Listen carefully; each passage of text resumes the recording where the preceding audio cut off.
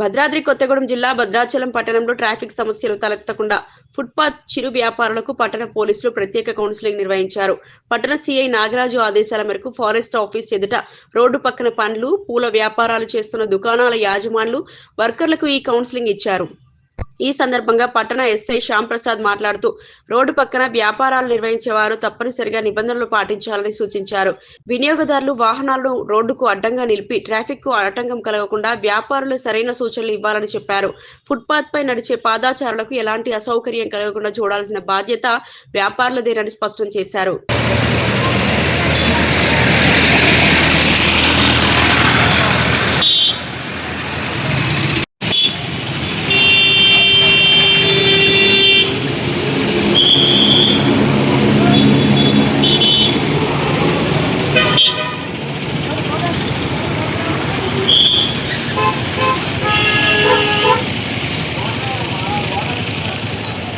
या देख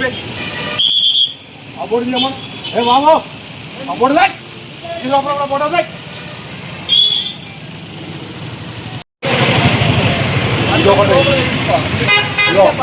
इधर बैठो सब इधर करा ఇది తీయాలా ఈ బోర్డు తీయాలా ఈ బోర్డు తీసేయాలా ఈ బోర్డు తీసేయాలా రేపు సాయంత్రానికి 2 బోర్డు కనపడుతుంది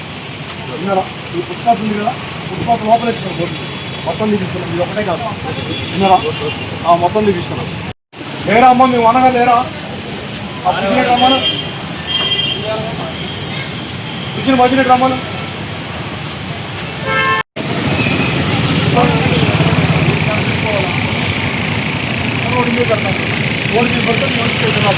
వాడు బాగా పెడతాడు రెండోసారి జాతికి రాడు ఇంకోళ్ళు అడ్డిపోతాడు